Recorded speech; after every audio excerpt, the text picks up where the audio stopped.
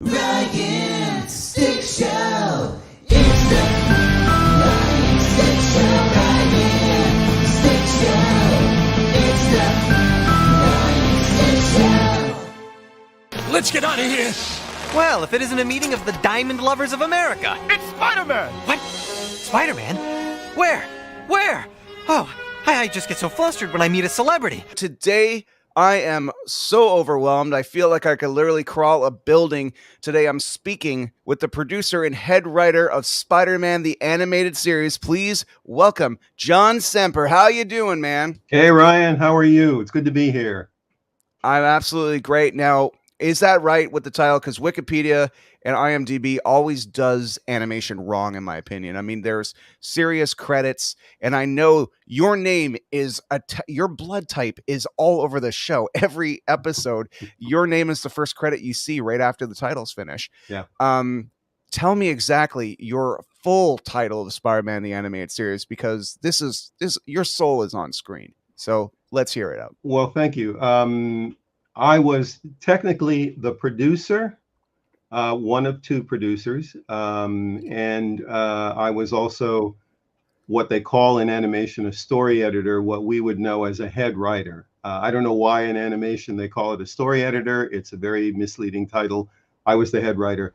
And specifically the way that I worked on Spider-Man for most of the episodes was I would figure out what I wanted the story to be, and then I would sit down with my writers. After the second season, I pretty much had a staff of writers. And I would sit down with them and I would talk out the story with them, and then they would go off and write. And then we'd come back together again and we'd talk some more, and they would go off and write, and we'd go back and forth. And then finally, at the very end, I would have the final pass on the script. So every script passed through my hands.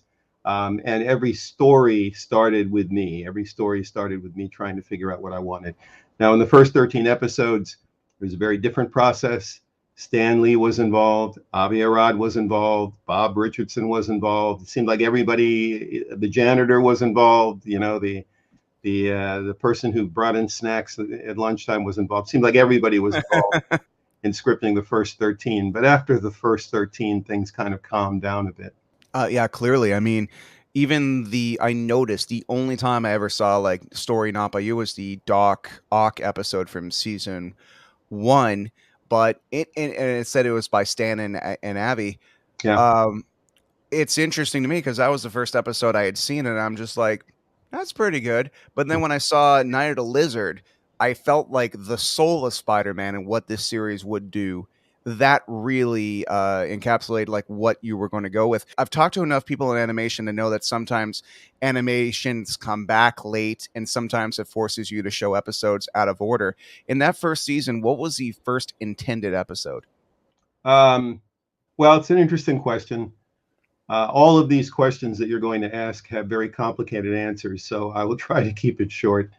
My first intended episode was going to be Scorpion, but there was an earlier phase where when I first got on the show, we were thinking of Venom. So I think one of the first scripts that I initiated might have been Venom. Really? But it was a different Venom. It was a different story than what we ended up with, and we ended up throwing that story out completely. And then my first thought was we would go with Scorpion because in the comic book, it was a story that had a beginning and a middle and an end, and Stan had written it. And we were having such a contentious time trying to get the show up and running. Everybody had conflicting ideas.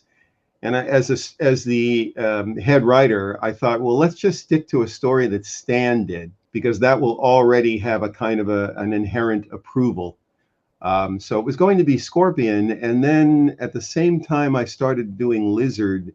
And then somewhere along the line, I decided that Lizard was actually a better story than Scorpion. As we developed Scorpion and we developed Lizard, Lizard was really being the better story. And when we hit air, when we got to air and aired the episode, it was always going to be Lizard at that point. So Lizard is the first episode. Amazing. Spider-Man, no pun intended. Exactly. You know what? We're talking about how you were working on the job, but let's rewind a little bit. I mean, you didn't just walk into this is not your first rodeo when it comes to working in animation. You had been working in animation for years, and the head writer and producer is a heck of a title. Can you tell me how you got into this animated world? Yeah, I mean, when I was 6 years old, if you had asked me what I wanted to be, I would say I wanted to be a cartoonist. Uh, Hmm. and so throughout my years, I had always really wanted to be in animation. It was something, I used to draw when I was a kid. And through my high school years, I was known for being someone who was interested in film and animation. And I was very inspired by Disney. By the time I got out of college, college, I went to Harvard and I got my degree in visual and environmental studies. So once again, I furthered my interest in film and animation. So long story short, by the time I left Boston, where I'm from, and I got to Los Angeles, I really was hell bent on getting in the animation industry. And my first job was at Ruby Spears in the editorial department. Ruby Spears was a prominent animation company of the early 1980s. I arrived in LA in 1979. I started working really in earnest in 1980. And my first real gig was working at Ruby Spears. And then after they laid us off there, I went over to Hanna-Barbera. I was working in editorial at Hanna-Barbera. Again, long story short, I ended up segueing from editorial to writing with a number of different stops along the way. And I became a staff writer in Hanna-Barbera with my partner, Cynthia Friedloeb. We did a lot of writing. When Margaret Lesh, who had been the head of Hanna-Barbera, left H&B and moved over to Marvel Productions, she took us with her. And that was when I met Stan Lee and became friends with Stan. And that was 10 years before we did Spider-Man. So after Marvel Productions, I did a bunch of things. I'm not going to go into all of that. But 10 years later, when Stan was running into trouble getting the Spider-Man show out the door, and the show was in very big trouble, he called me. And by that time, I had already been a showrunner. I had run shows. I'd run 2 shows at Marvel Productions. So my first real opportunity to run a show was a series called The Moon Dreamers that was part of My Little Pony, because a lot of what Marvel did was Hasbro stuff. In fact, they did very little Marvel stuff. They mostly did Hasbro stuff, G.I. Joe and My Little Pony. So I had already become a showrunner, and then I had done a show for NBC called Fraggle Rock with Jim Henson. I've heard of it. Yeah, you might have heard of that. By the time he called me, and I actually was working on another show when he called me. I was working on a show for PBS. By the time he called me, I was a seasoned showrunner. And I think this is important because there were a lot of comic book guys that had fled New York and had come to Los Angeles. And there was no way in hell a comic book guy was going to be able to run a show because no one would let them, because they did not have any experience running shows. When you're running a show, you're responsible for millions of dollars of production. And you also have to get a show out the door, on a very tight schedule. And comic book guys don't have that discipline, and they did not have that reputation. I did. So that's how I, a non-comic book guy, ended up running a comic book show. That's the short version of the story. John, I got to tell you, I think you're one of the few people in the world that have understood the soul of Peter Parker better than anybody. Did you have any experience with comic books, like just as a fan and viewer before all this? Yeah, that was the lucky thing that happened with regard to this show, was that I had pretty much stopped reading comics by the early 1980s and really kind of by the mid 1970s. So I had stopped reading comics at that point. However, prior to that, as a kid, I had been a big comic book fan. My favorite comic book hero had been Spider-Man. So I had grown up, I mean, literally when I was a kid in Boston, taking the subway to school every morning. I had a 1-hour commute every morning. The kiosk would sell comic books, and I would buy comic books. And one day there appeared on the stands this interesting thing with Fantastic Four, and there was another magazine with this guy named Spider-Man, and I thought, well, let me check that out. So I probably came into both FF and Spider-Man roughly around issue 2 or 3 of both. And I grew up with Marvel. I mean, I was a child of Marvel. I was a child of Stan Lee. I learned pretty much how to write from having read his comics. And when I was at Harvard, Stan came and spoke one night. And it was one of the best nights of my time there, because he was a wonderful speaker and he was charismatic, and it was a fun evening. The place was packed. I paid $15 to get in. I used to joke with him later in life. I said, if I had known that I was going to spend as much time with him later in life as I was spending, I would have saved my $15. I would tell him that he owed me $15. But Stan was great that night, and I loved everything Marvel. I was absolutely the right age for Marvel, and Spider-Man was my favorite hero. So now we fast forward to the early 90s, and he calls me up. And as I say, I was working on another show. In fact, I was under contract or I think I was negotiating the contract on another show, which was a very good show, a lucrative show, very good from a work perspective. I dropped it. I dropped everything. I came running, because he was desperate. He was my friend at that point. I'd known him for 10 years. And it was my favorite character. So how could I refuse? That's one of the great things that happened. So for me, the great advantage of the fact that I had been a Spider-Man fan was that I was able to recreate for a young audience the experience that I had gone through as a young reader. And that was what I considered my job on that show, was to basically recreate all the fun and excitement and enjoyment that I had gotten reading those early Spider-Man comics for a new audience. When I say I'm not a comic book guy, it's 1993. I've not read a Spider-Man comic book since about 1980. So I really had to kind of get up and running with the character. Even to this day, I mean, I don't really read comics that much. So you are better versed on what's been going on with Spider-Man in the last 25 years than I am. But at that particular moment in time for that particular job, I was absolutely 100% the best person for the job.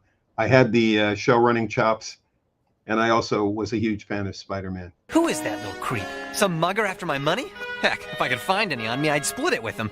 John, it's interesting that you're saying that, like, oh, you must be more well versed in Spider-Man. I'm like, John, my first knowledge of any Spider-Man comes from your show.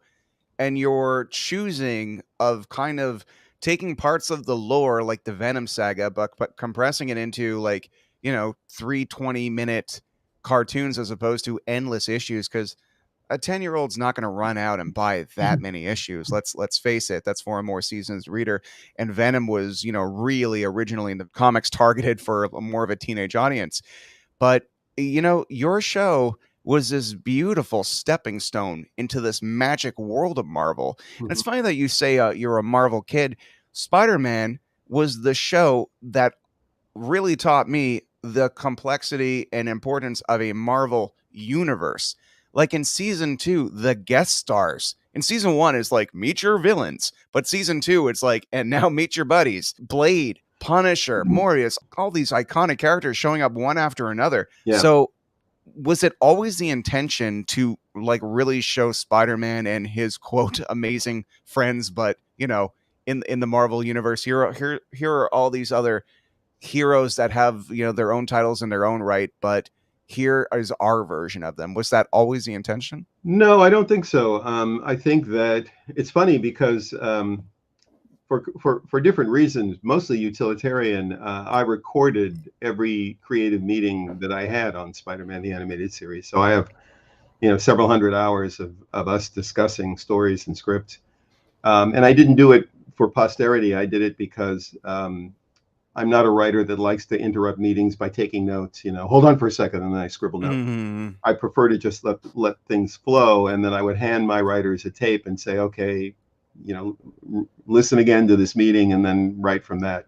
So I ended up having all these wonderful tapes of all of our meetings, and so I'm digitizing them right now, and I'm reliving. Strangely enough, I'm reliving the experience of pretty much every meeting we ever had. I'm about a quarter of the way through the tapes right now.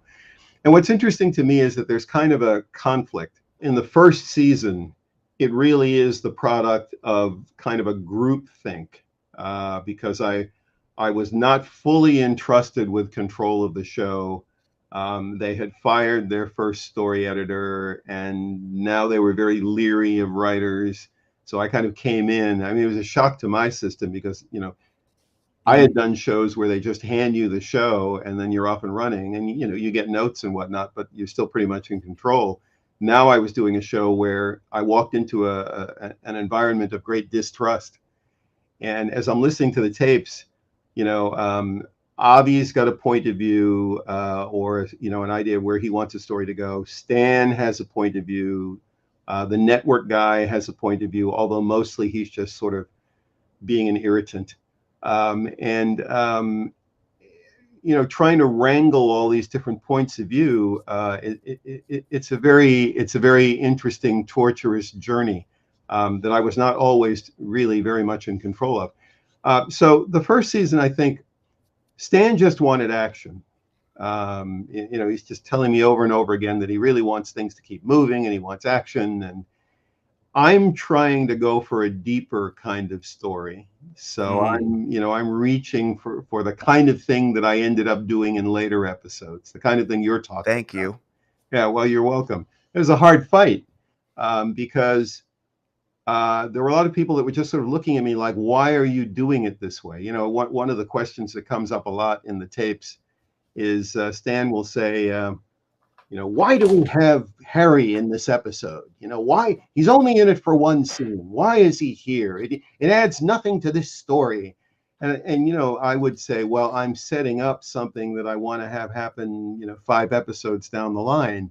I'm thinking 5 episodes ahead. He's thinking just that one contained episode. And then he'll lecture me on why he doesn't want to, have this scene because it serves no purpose.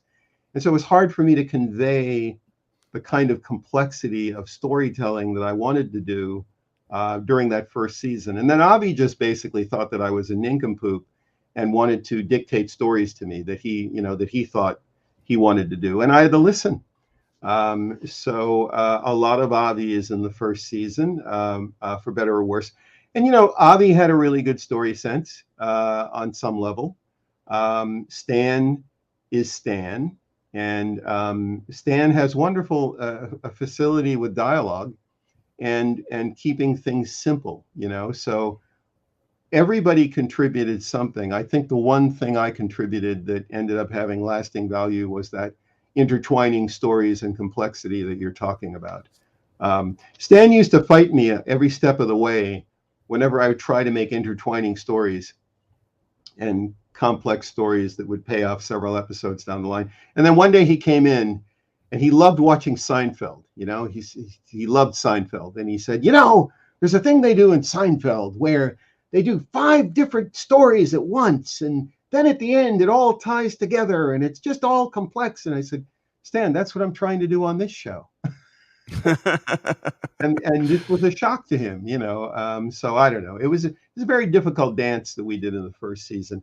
By the second season, they were more comfortable with me. I was more comfortable with them, and they entrusted me a lot more. And, then when you get to the later seasons, by the end of the show, I'm not even meeting with anybody. I mean, especially when you get to the final episodes, the final season, I'm not meeting with anyone, not even the network. How do you know about stuff like this? Hey, who do I look like? The Tick? There was this feeling of stress of missing a Spider-Man episode, especially in season 2, because I knew I would miss something big. Right. Well, I used to always tell my writers, let's always surprise the viewer. Let's not ever fall into a pattern where the viewer will go, oh, they're going to introduce a villain, and then the villain's going to do a thing, and then there'll be a fight, and then it'll be over. Let's always have a surprise in every episode. Do something that no one is expecting. So you're right. Yeah. If you missed an episode, you would always miss something really cool. Yeah, and it's for a show that had such a hard time finding its way later on DVD. It's kind of funny how dependent it is that you see all these episodes in a row. But at the same time, when I was rewatching it on Disney Plus, I was like, this is the easiest I've ever had to watch this show ever. I watched 6 seasons in 6 days because it was there. Mr. Jameson, I still think this whole lizard thing is just a big hoax. Parker, the first one to get a photo of the lizard for my nightly news gets a $1,000 bonus. Color or black and white? Season 1, Parker has a polo shirt, and season 2, he changes it up. He's got his pinkish shirt. He's got this other shirt, but things are also very complex. There's a long storyline about Parker essentially going through the darker side of puberty, you could say, with his spider powers and the possibility of a mutation. I got to ask you, number one, you guys, you created the man spider, right? Because I don't recall seeing that in comic books before. Like the mutation problem, was that a specific to your show? Or did I just not read the right issues? Well, that's a good question. A lot of times what would happen, there were so many different elements involved. And I only just listened to a tape about 2 days ago where we're working all this out. Comic books were an influence and toys were an influence. Mm. Now, I did not want the show to become a Toy of the Week show because I knew that would be a bad show. Avi wanted a toy show. Avi wanted a show that was going to sell his toys. So there was a good deal of thought given to the toys, but only if I could do a really good story around them. I don't know where Man Spider comes from in the comic books. I suspect that he does come from the comic books, and I suspect that I did know that. But in my show, Man Spider came from a toy. Avi had created a toy called Man Spider.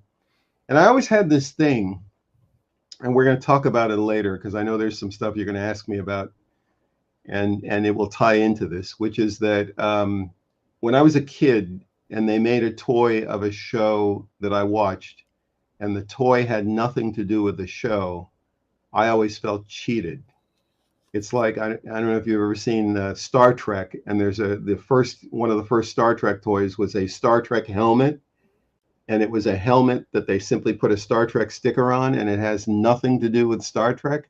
Yeah. And I always thought that kind of was giving little kids the finger, and so I didn't want there to be all these toys out there because, Avi was making up toys left and right, and some of them were really kind of goofy. And I didn't want there to be a toy out there that didn't have a real significant reason for being in the show, if it made sense. Mm-hmm. So I had this idea that I wanted Peter to go through some kind of illness or transformation. And then I was talking it out with Avi, I think, on the phone. I think he was on the phone. Mm-hmm. And then Mark Hoffmeyer, who was one of my staff writers, grabbed up this Man Spider toy that Avi had created and said, "Well, what about Man Spider?" And I looked at that and I thought, well, if there's going to be a Man Spider toy, that's exactly the kind of thing that I want Peter to, have a problem with. I'll tell you that another big inspiration were comic book covers, because I had insisted that that they buy me a complete collection of Spider-Man comics. Didn't matter if they were in good condition or anything, just get me a complete collection of Spider-Man comics. And their first reaction was, well, we don't want to do that because you have Stan Lee down the hall. And I said, Stan doesn't remember what he had for lunch earlier today, so that's not going to work. I need a complete collection. So they gave me the money to buy a complete collection. And a lot of times I would just flip through the issues and look at a cover and go, oh, okay, well, that's an interesting direction. Or, and then I'd read the comic book. And because there had been so many comics that I had not read, that really came in very handy, because sometimes I would see something that I didn't know about, or I'd see a villain that I hadn't thought about or didn't know who he was. So the inspiration came from a lot of different places. But I always did have an overall idea of where I was headed story-wise in terms of story arc. And again, later in the final season, that'll be an interesting thing that happens. But we'll get to it. Absolutely. Okay. And another pivotal part of season 2 is, Michael Morbius's journey. Yeah. It's, he's this young, handsome, kind of arrogant guy, but you find out is, going to university for very noble reasons. He wants to, there's a sickness back in his home country, and he wants to become the most, he wants to become a very successful scientist in order to save everybody back home. But he also has this rivalry with Peter. So, you have that connection. But lo and behold, spoilers, everybody, there's a movie coming out in 2 weeks. So I know who Michael Morbius is because of your show. How how did you guys decide to, involve Michael Morbius and especially have an entire season arc with him? Well, that was season 2, Mm. and what happened was I had more control. Season 1 was very difficult. Lot of raw emotions and people arguing with one another. But by season 2, well, from a business point of view, they had to sign me on for the remainder of the series. I was only signed on for the first 13 when I Mhm. was hired, because they had felt burned by the first story editor, and they had to. He had a big contract and they had to pay him off, and so by the time I came in, it was sort of like, well, we'll try you out for 13 episodes, and if we don't like you, we'll have an easier time getting rid of you. Can't you pry this thing off? You want a trial separation already. I understand, but I'm hurt. So at the end of those 13, they had to make a decision whether they were going to sign me on for the remainder or not. And by that time, they had decided that they would. They meaning Avi. Now, part of the reason that I had more control was because we started getting film in. The first 13, you do completely blind. You don't see any footage. It takes 9 months to get a show made from the moment you finish the script until the moment you see footage. During those 9 months, we're writing the first 13 episodes. So we hadn't seen a single bit of footage. When I had to start writing season 2, the footage started coming in. So all of their attention went to the footage, and they were now buried in the editing room. And they were kind of like, okay, John, you know what to do now, so you go do your thing.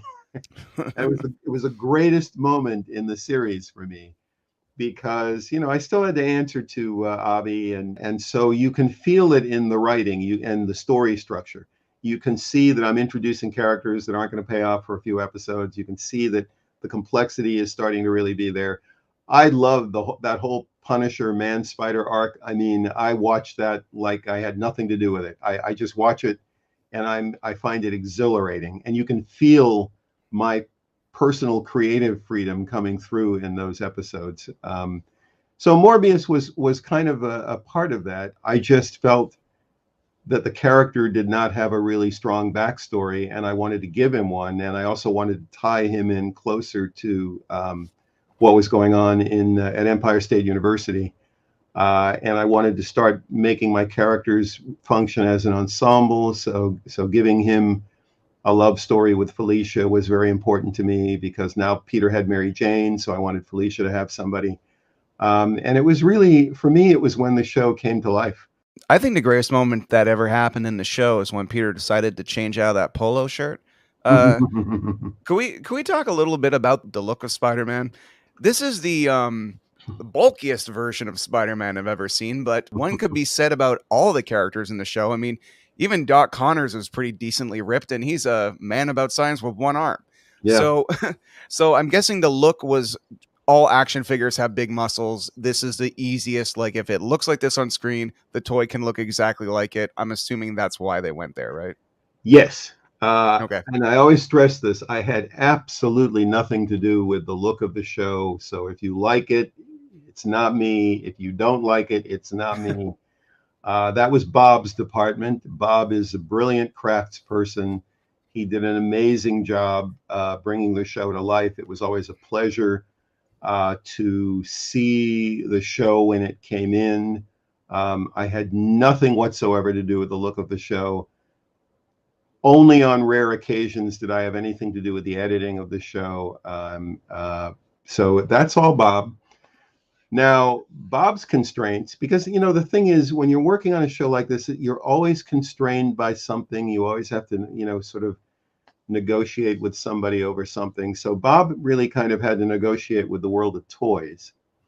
And Avi, just, sort of the way he was, it was all about, the guys had to have big muscles. I'll do my Avi. They had to have big muscles. They had to be buff. And that was just him. That was just his point of view. If you're going to have an action figure, it had to look like the Hulk or Hulk Hogan. And so I think the design was very much a reflection of that. The T-shirt, I never understood the T-shirt, quite frankly. The look of Spider-Man, Spider-Man looked like the comic book Spider-Man.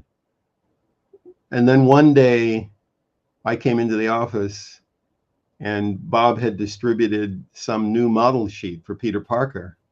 And he looked like the Peter Parker that we ended up having on the show.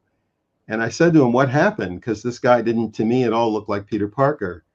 And he said, well, Stan called. Bob talks very slowly. Stan called he called me on Saturday and he was not happy with the way Peter Parker looked. And so Bob literally went back and forth via fax, because these were the days really before personal computers were very powerful or could handle graphics.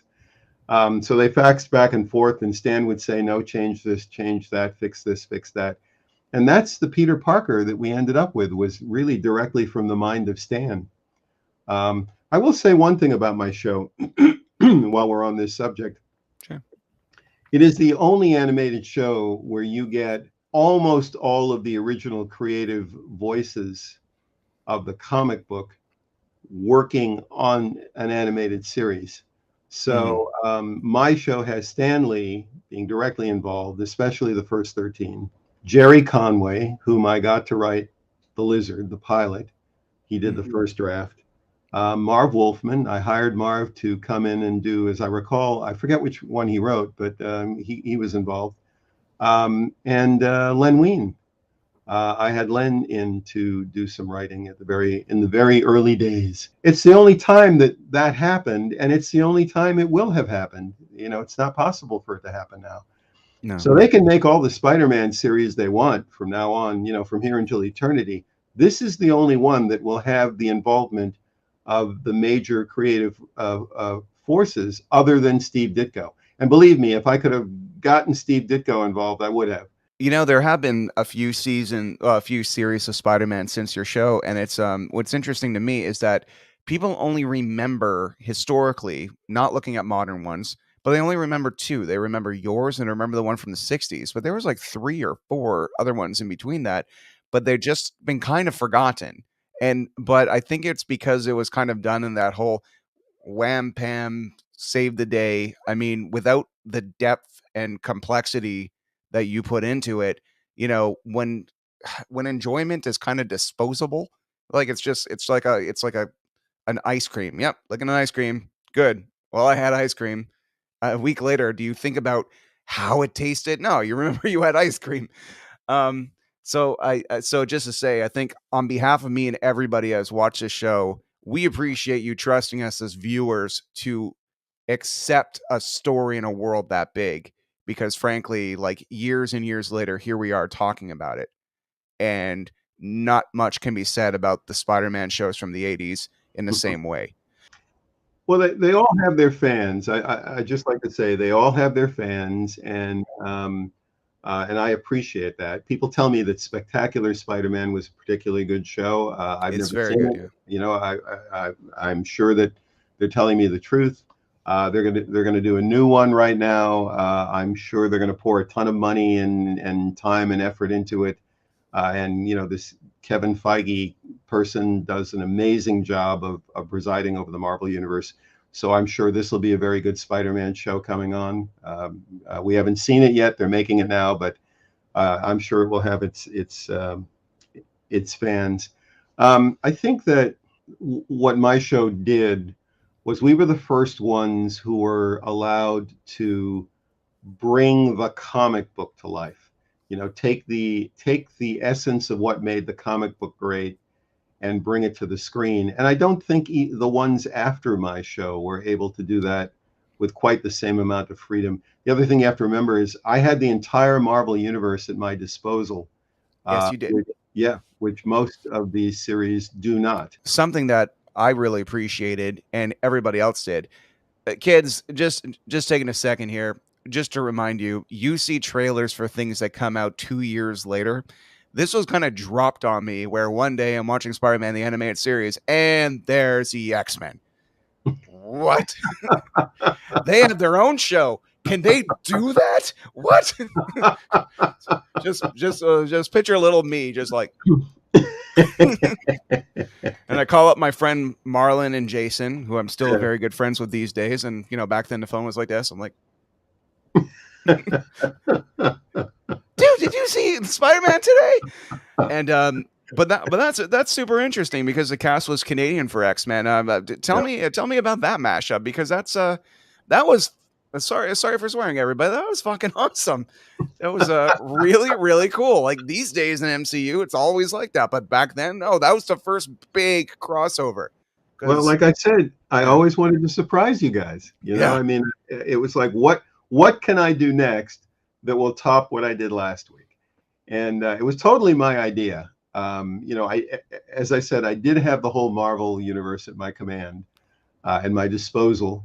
But then I thought, well, what's the thing that we can do that nobody will expect that we will do? And I thought, well, let's bring the X-Men in. I mean, we were the number 1 and number 2 shows. some weeks Spider-Man would be number 1, other weeks X-Men would be number 1, and we were always fluctuating back and forth. And I knew all the X-Men people. I knew Larry Houston, and I knew Eric Lee Wald and Julia Lee Wald, and so I went to Avi and I said, let's do an X-Men crossover, and he thought it was a good idea. And then Fox couldn't argue with it because they had both shows, so why not? And I think Avi had a little conversation with Haim Saban, because I think technically Haim Saban had the rights to the X-Men, but Avi went and they were good friends, and so Avi had a little conversation, and Haim said sure. I had actually worked for Haim years earlier. I did a show for Haim, the Kid and Play cartoon show, based on the my God, there's this whole other part of your life with Kid and Play that's an episode in itself, man. Yeah. but please continue. But yes, the Kid and Play cartoon ruled. So I knew Haim, and so there really there were no walls, there were no barriers. All that had to happen was we had to come up with a good story. So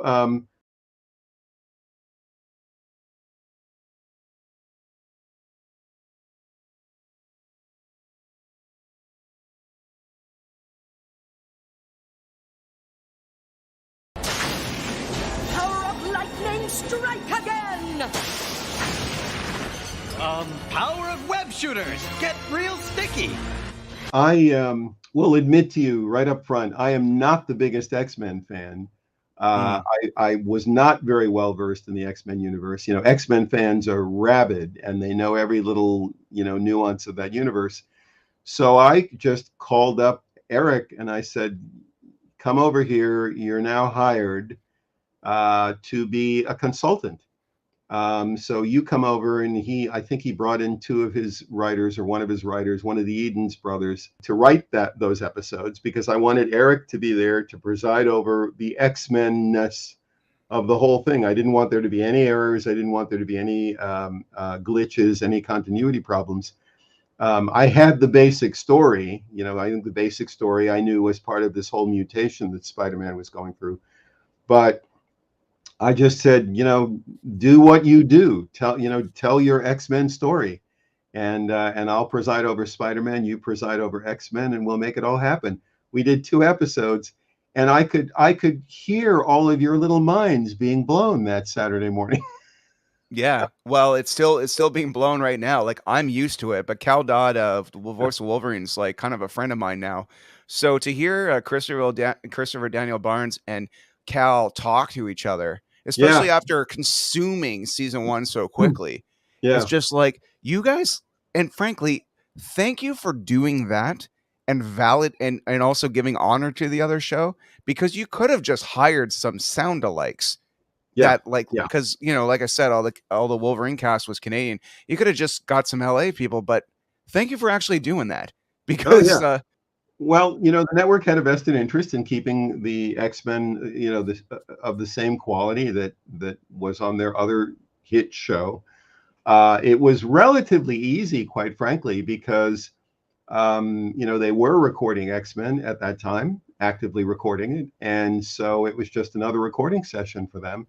And then, of course, we recorded our cast here, and it was the synergy was just a perfect fit. It worked out so well, and I'm really glad that we did that, and I'm really proud of the fact it was my idea. I was always pushing the envelope. I always wanted to see what I could get away with. Yeah. I did try to bring the X-Men back in the final arc, I think in the Secret Wars arc. But it was deemed at that point it was deemed too complicated. So I brought Storm in because the original voice of Storm was Iona Morris, and Iona Morris was LA based. In fact, she's a very good friend of mine, and so we were able to at least bring Storm in. But yeah, no, I loved doing those episodes. It was a lot of fun. You know, we've been talking so long right now, but I didn't even bring up the fact, you know, sometimes even the voice I hear when I read a comic book, just after being so indoctrinated into my brain at a young age, how Spider-Man talks.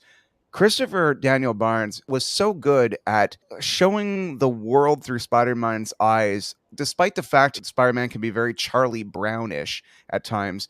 There was always wonder. And the way he delivered lines, the possibility and hope Peter can convey, even in the worst of situations, which would later reflect on why Madam Web and the Beyonder would make him like the leader of all the Spider-Men. And we're going to get into that because that's something we got to go into, especially when it comes to what's very popular in Spider-Man these days, and you know, where I know ideas originally came from. Right. Let's talk about Christopher and his amazing ability to bring the wall crawler to life through voice. Do you have a hand in the casting of Christopher? Was like there a short list? And I mean, usually these stories are really cool. So tell me about tell me about the casting of my Spider-Man. I didn't have a hand in casting him because I was busy. I came onto the show very late, you know, after they had fired the first story editor, and I had to race to get scripts out the door. I was listening to a tape the other day where Avi was chewing me out and explaining how dire the situation was in terms of getting scripts out the door, while simultaneously giving me notes that would only make things harder and longer and take longer and delay things. You know, I mean, really amazing, amazingly complicated first season. But so no, I was not privy to the decisions. I did hear the auditions, and it came down to two actors. It was Chris and Billy Campbell, the Rocketeer. And I actually I have a figure of a Rocketeer right over there. I'm looking at it. I do too. I actually have a Rocketeer figure as well. For some odd reason, I was at the audition for Billy Campbell. I think just because I wanted to meet him. So I made it a point. It was like, you guys are auditioning Billy Campbell? I'm going. So I did go to that one, and I was actually rooting for Billy Campbell just because I was a Rocketeer fan, and I thought that he did a great job.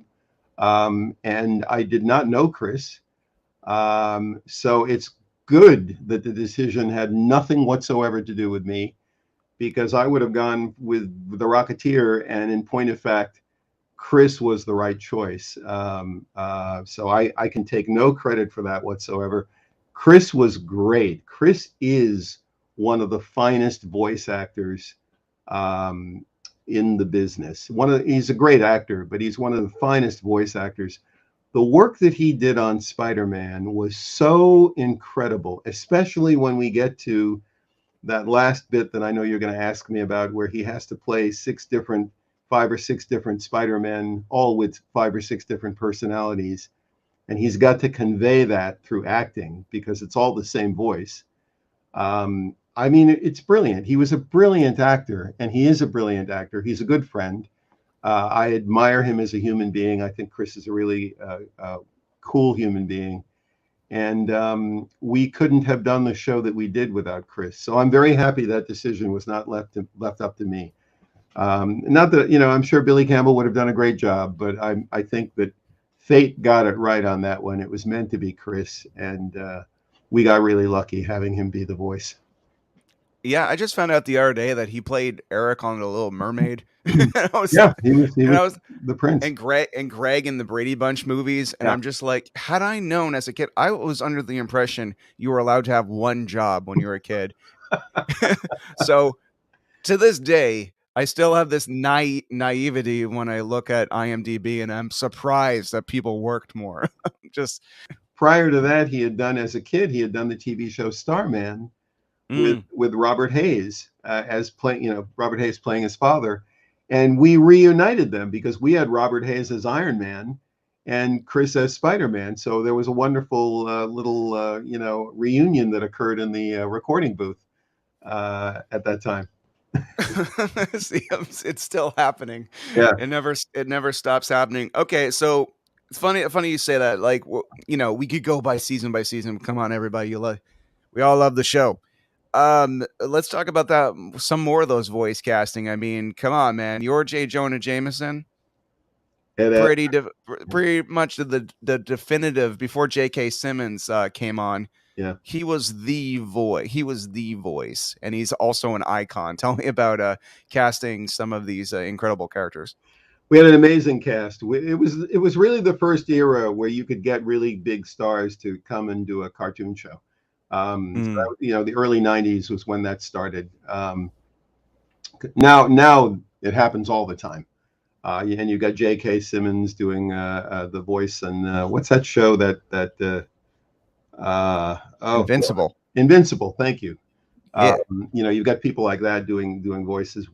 That was brand new when we started doing it, and I would be amazed at the people that we got, the people that walked into our studio. And the first time I sat down at a table read, I had Ed Asner on one side and Brock Peters, Academy Award winner, Brock Peters, on the other side.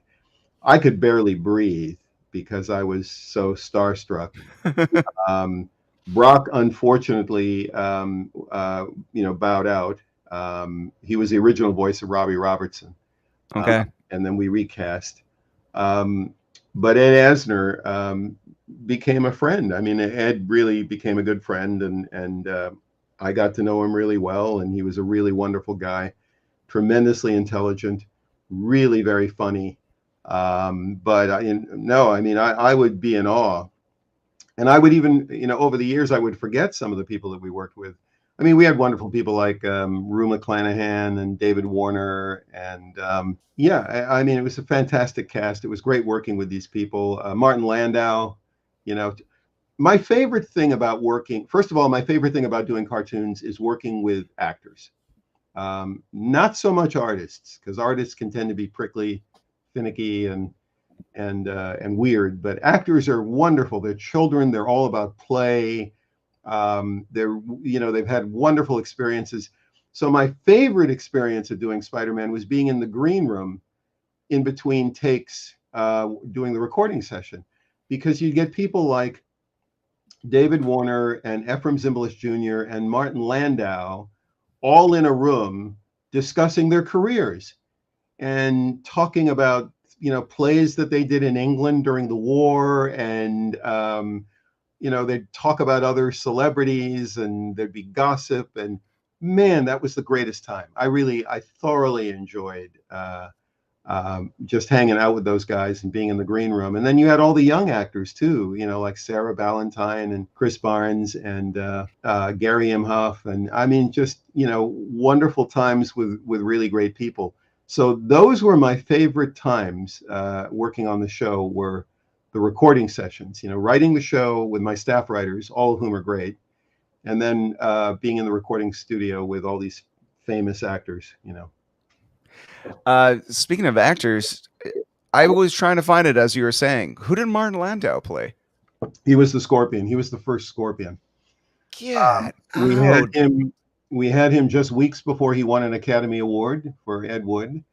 Yeah. And when I talk about the green room, I kept Martin Landau talking with me for about 45 minutes to an hour after we finished recording, because I wanted to hear about him working with Hitchcock. I'm a big film buff, a lot of which makes its way into the Spider-Man series. You can find a lot of Hitchcock in my series and a lot of different movie references. I wanted to hear about him working with Hitchcock. I wanted to hear about him working on Mission Impossible.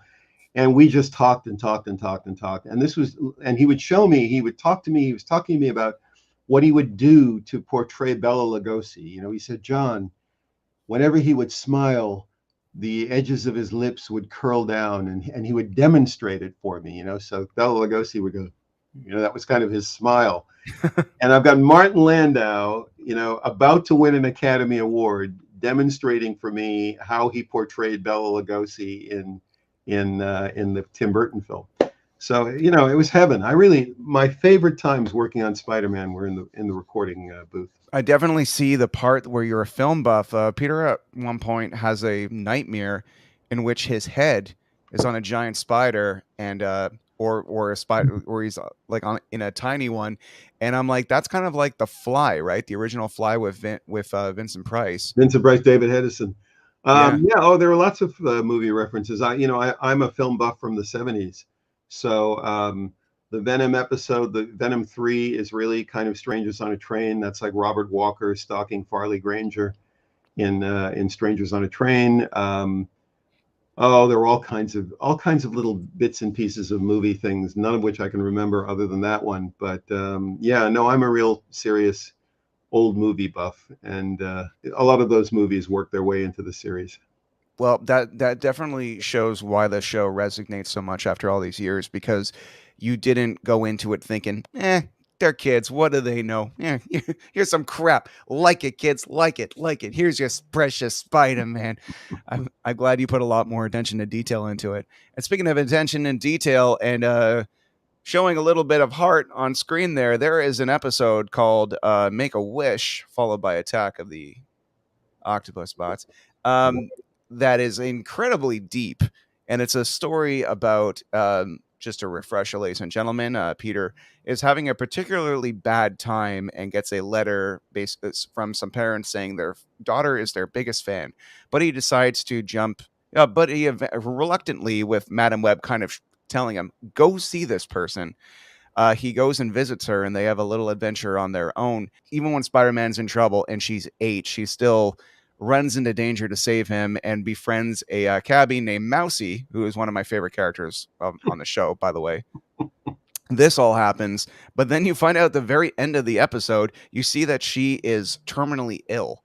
Yeah. And is in a play, and that must have been something to pitch, John. And I'm assuming, and this has your fingerprints all over it. So tell me about the process of Make-A-Wish, because that is that episode, which you can see depicted in the bottom corner right over there, with moment of joy. Yeah, the moment of joy of Tiana having her special swing. Tell me about the episode that makes me cry to this day, John. Well, first of all, I have to compliment you on your wonderful border that you have. It's very well done. That episode was interesting. There was a comic book called The Kid Who, I think it was Collected Spider-Man or something of that sort. And it was essentially the plot, where he goes and meets a kid and tells him his life story. And then at the very end, you find out that the kid has terminal cancer. And I thought, well, we have to do this story because, again, I didn't ever want the show to be predictable. I used to say that over and over again. I do not want to do the same thing over and over. We must find new stories to tell, and we must really, break the boundaries. And I saw that in keeping with the idea of not being predictable, I had made the decision not to begin the show with Peter's origin as Spider-Man. So we did not do an origin show. But I saw this particular episode, this story, as being a wonderful way to do an origin episode, to tell the origin of Spider-Man, how he got his powers, because he would tell it to the little girl. I changed it from a little boy to a little girl, and it was a little Hispanic girl, because I always wanted to get people of color into the show. And I succeeded. We actually got nominated for an NAACP Image Award for the very first season. So that was great. That was a really wonderful reward for my efforts in that direction. But I wanted to tell the story, and interestingly enough, I just heard on the tapes that I'm digitizing just a few days ago, I heard we had just gotten word from Avery Coburn, our broadcast standards and practices person. I had run the story past her.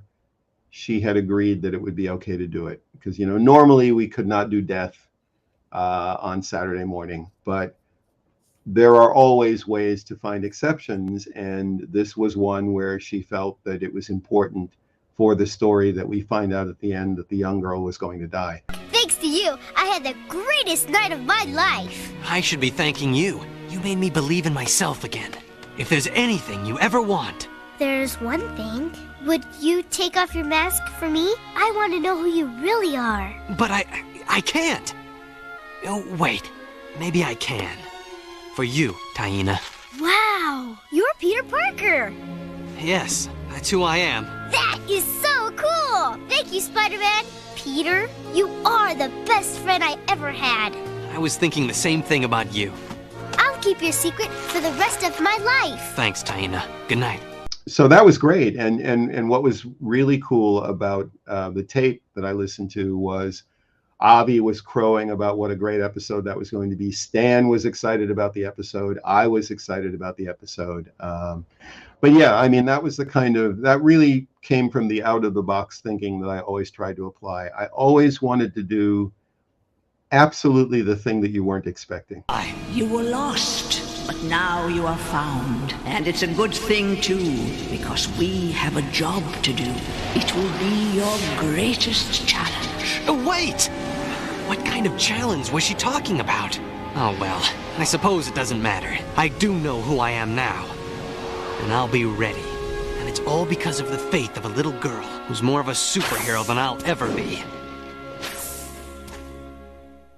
And I think that's one of the reasons why the show still resonates today. I don't watch Spider-Man shows as a rule because mostly I'm always disappointed in them because they're not mine. And that's just the way creators think. It doesn't mean they're not good. It just means they're not mine. And it's not the way I think. And it's not what I would do with a character. So I really don't watch them. But I will say that I have on occasion watched, like some of the more recent ones. And they don't resonate with any kind of deeper anything to me. They're really just endless stringing along battles and explosions, and a lot of them play comedy. I happened to watch one that I was at a convention and doing a panel, and they ran a brand new one that was on Disney, and they're all cute, and you get all the fun with the webbing and all that kind of stuff, but I always wanted our series to really have a kind of a deeper resonance, so that as a kid, you get excited about all the web swinging and all the fights and everything, but as an adult, there would be something that would kind of grab you, in your heart and in your mind and make you think.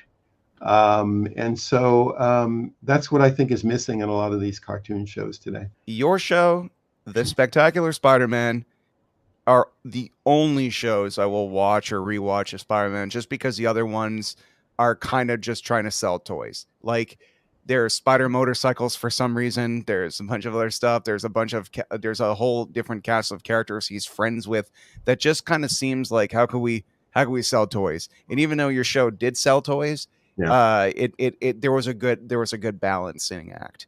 And later on, we were just talking about representation. I really thought it was very cool that Mousy, calling all her cab friends, and they all come save the day. They slam through the wall and smash Doc Ock with the cab. I'm like, I saw more representation in that 30 seconds of your show than 8 years of the show Friends when it came to representing New York. I thought that was pretty cool.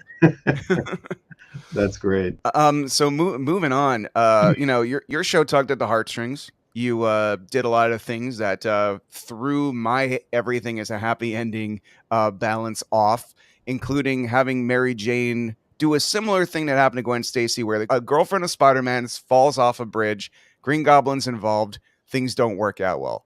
But in this case, she kind of falls into a portal, and she's gone for a long time. But then Felecia Hardy becomes the Black Cat and becomes like a more pivotal character. But Felecia had been on the show for years, and historically in Marvel, Felecia Hardy is the Black Cat. Did you know that you were going to do that with Felecia Hardy for 3 or 4 seasons before, making her the Black Cat? No, in fact, what happened was when I started the show, I was in a big hurry. When I started the show, I really had only about 4 or 5 weeks to write the pilot because they had wasted so much time. I have no idea what they did before I got there. But when I got there, I said, okay, well, show me what you've got so far. And they had nothing. So literally the show began from the moment I got there in terms of production. And I was behind for like the first 13 episodes. I was always running behind. That's why there's that tape with Abby chewing me out, because he's panic stricken. He's got a toy line coming out. And at that point, Fox was maybe on the verge of canceling the show because everything had been so chaotic. And so I came in and kind of tried to pull everything together to get a show out the door. We barely made it.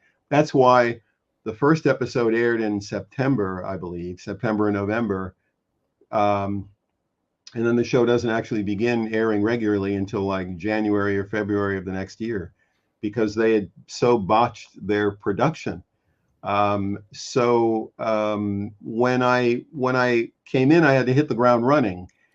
And I knew that I wanted to do the kind of thing that Stan had done in the early days, where Peter had all these different women that he could potentially have, relationships with. That's where me being a fan of those comic books came in, because Stan himself did not want to do that on the show. He was very angry with me. He kept lecturing me. It's only Peter and Mary Jane. Only Peter and Mary Jane. I don't know what all these other women are doing here. You keep giving the impression that he wants to have a relationship with these other women, but it's only. I mean, he kept berating me about this, but I'd known for 10 years, so I didn't have to listen to him. I sit there and I go, okay, Stan, okay, and then I'd go do my thing. What you hear on the tapes is a lot of him berating me and me going, yes, Stan, okay, fine, yes, whatever you want, and then I go off and do my thing. But for the first episode, I didn't know where I wanted to start, so I just grabbed Deborah Whitman. I didn't even know who Deborah Whitman was. I found her in a comic book. I thought, she's a non-entity. I'm just going to grab her and put her in here to have a little bit of female interest. I don't know if I'm ever going to use her again. And then as I started moving on to the later script, I wanted to do Gwen Stacy, but everybody knew that she was going to die. So then I'm literally flipping through the comic books. I saw on the cover a Gwen Stacy lookalike, and I said, well, who's this? And I, saw that it was a character that Marv Wolfman had created named Felecia Hardy. Bingo, that's it. That's my Gwen Stacy substitute. I tend even to this day to get them mixed up. So I just grabbed her. I literally grabbed her, and she became a Gwen Stacy substitute, who really wasn't Gwen Stacy, because I made her kind of, haughty and rich and arrogant, and I gave her a whole new personality. And then everybody during, once the first season hit the air, people kept coming up to me at conventions and stuff and saying, well, is Felecia Hardy going to become the Black Cat? I had given it no thought whatsoever. I wasn't clear on who the Black Cat was. So then I went back and I reread that comic book, and I saw that she had the lamest superhero power of all, which was that she could cause bad luck. And really, that wasn't even a superpower, because it turned out that she had planned all these little tricks. That it's just really not a very well conceived character. And I thought, well, that works in my favor, because no matter what I do with her, it's going to be better than what's in the comic book. So people will not be bothering me about what's in the comic book, because what's in the comic book is sort of crap, and I can make her a better character. And that's when I figured out later on down the line, the whole, Captain America super serum thing, giving her superpowers, giving her a father, all of that just came from, oh my God, I need a blonde. I need a Felecia Hardy substitute. So anyway, it was not the plan. The plan really came together, for me as we got through the first 13, and I started using her, and I started really appreciating the character that she was becoming, and eventually I figured out really interesting things to do with her. And yes, of course, I made her the Black Cat, because why not? So the decision to kind of like have Mary Jane fall off a bridge and then come back later. Yeah. And everyone's going to be everyone's asked you this, I'm sure, but just, it really probably, I don't know if it messed me up, but it definitely took away the whole happily ever after idea when you find out that Mary Jane is actually kind of a clone, kind of like Hydro Man. Yep.